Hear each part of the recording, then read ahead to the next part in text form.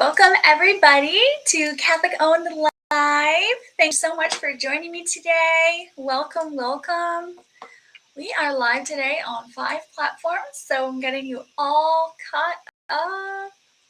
Welcome, everybody. Thank you so much for joining me today. Today is Monday, July 6th, and I'm so honored to have you with me today.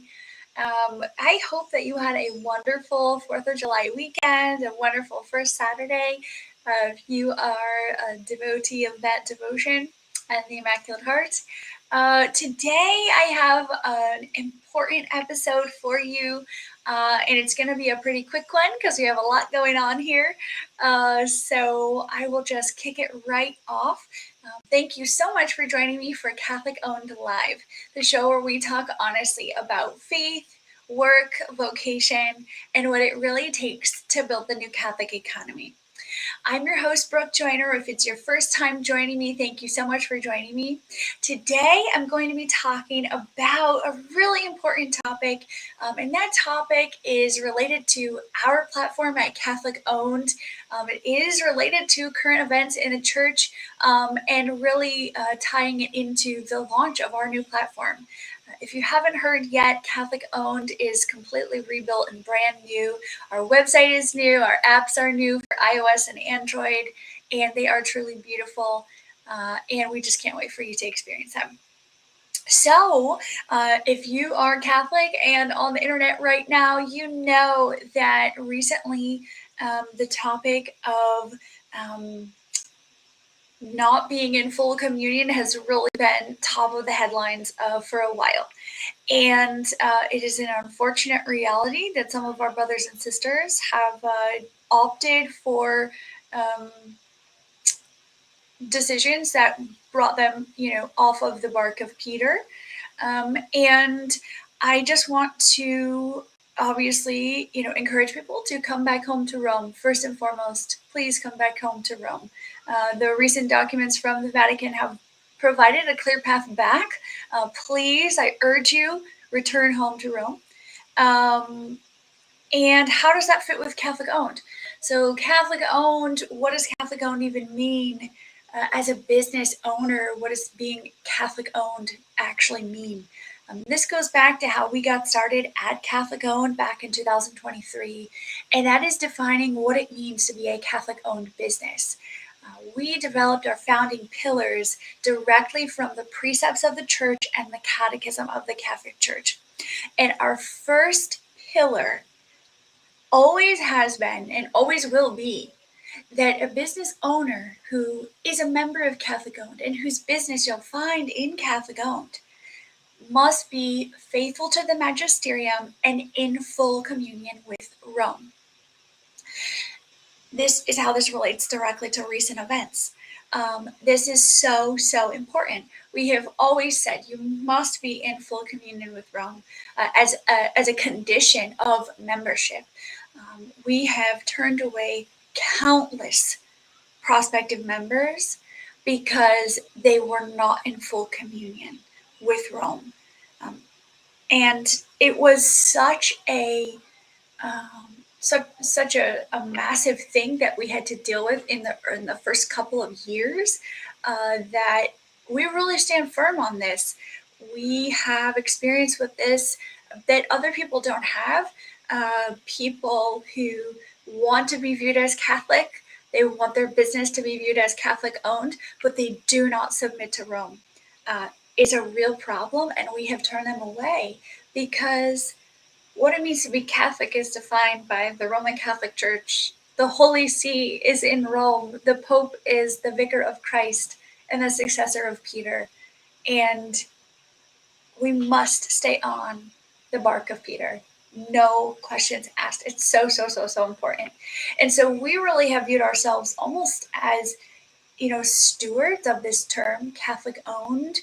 We take it seriously, making sure that our members are in full communion. I'll share a little personal experience with this. In the early days, so many people who are in, for example, the Sedevacantist sects, or people who, are constantly bashing our popes, whether their words and actions say different things. There's a broad spectrum out there. But people would get on sales calls with me. They would book a call and they would want to be featured in Catholic Owned as a Catholic owned business. And I would go through our founding pillars with them. And they would say, yes, oh, yes, I agree, yes. But then they would do things like refuse to call Pope Francis Pope Francis. They would say terrible things about him. They would question the validity of his election. In the same breath, they would tell me, "Oh, but we pray for him at every mass." But he's, just in totally contradictory statements. But they would adamantly claim that they are Catholic, even though they don't recognize the successor of Peter, even though they are not in full communion. And and this is not even an exaggeration, it's hard to believe, but I had more than 100 of these conversations. And the stuff people send in to try to convince me that the Holy See has fallen, the church has defected, which is total heresy. They would send videos and say, please watch these videos and read this and you'll understand. And all of that is completely crazy. Okay, that's completely crazy. And we just have said no to all of that. And that is so important because the term Catholic owned has to mean something meaningful, something serious, something important. And that first and most important thing is that they are actual real Catholics in communion with Rome, who you will find in our community. It is so important. So now recently we've had the consecrations and the declaration from Rome about those consecrations. And in God's timing, which is always beautiful and perfect, with the rolling out of our new platform, part of this process of bringing members over to the new platform is that they have to re-agree to the founding pillars. And so what you can expect, if you are a member of Catholic Owned, you can expect to need to reaffirm that you adhere to the founding pillars when you come over to the new platform.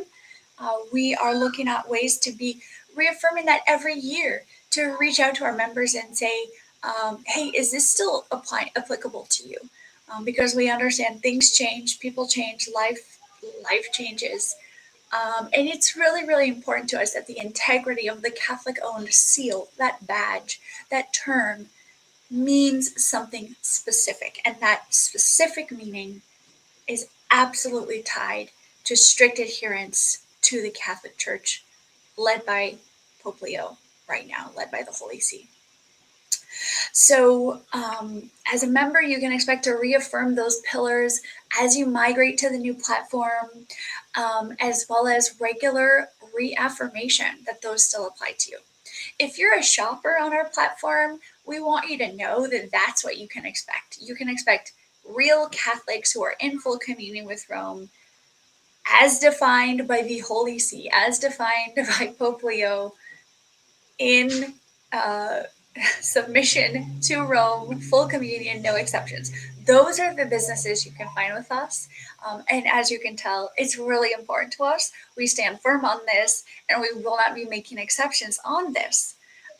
It's really, really, really, really important. So that is what you can expect to find with us. And again, it's just kind of an interesting sequence of events that we've been building this new platform for several months. This has been a big project. Then the consecrations, the schismatic consecrations that occurred were on July 1st of this year. And then as part of our new platform being rolled out, we actually have to require everybody to just create their new login and reaffirm those founding pillars. Well, it wasn't part of our original plan. It was actually a technical need that arose in the rollout. I think there's a beautiful timing there, and it just really strengthens what it means to be Catholic owned and strengthens the community and the integrity of what that badge and what that seal really means. Because it's absolutely important and necessary that we as Catholics are in full communion with Rome and in full communion with our fellow Catholics who are subject to the Roman Pontiff. It's absolutely vital.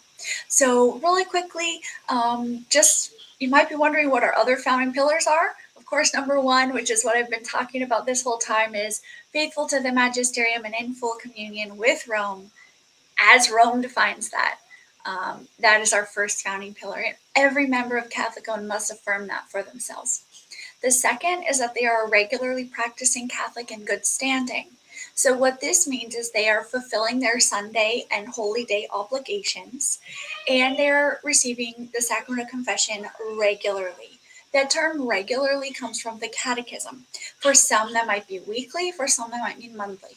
But the point is, these business owners are living sacramentally.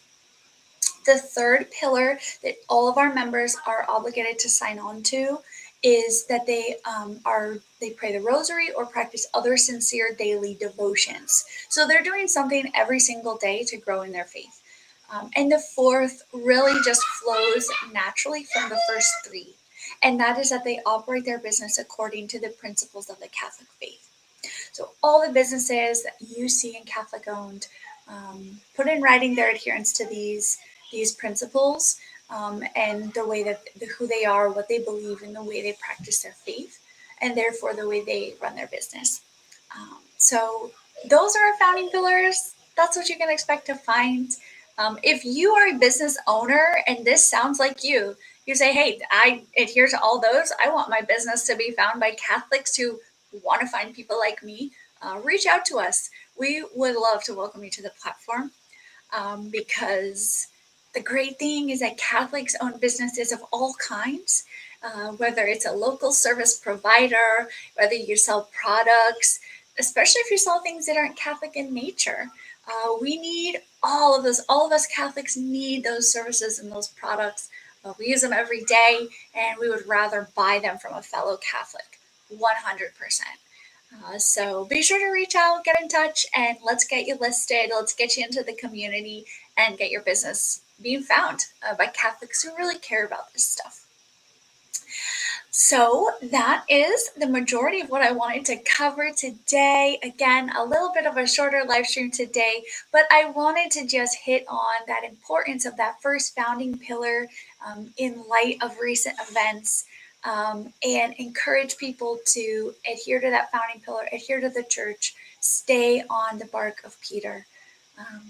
As a convert myself, I know the price of making it onto the boat. And I can tell you, it's not worth it to fall off. So be encouraged. God bless you. Thank you so much for joining me for today's live stream.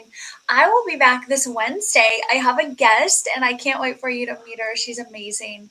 And I will be back Wednesday, noon Central Time, and we will just continue the conversation then. Until then, God bless you, and I will see you on Wednesday.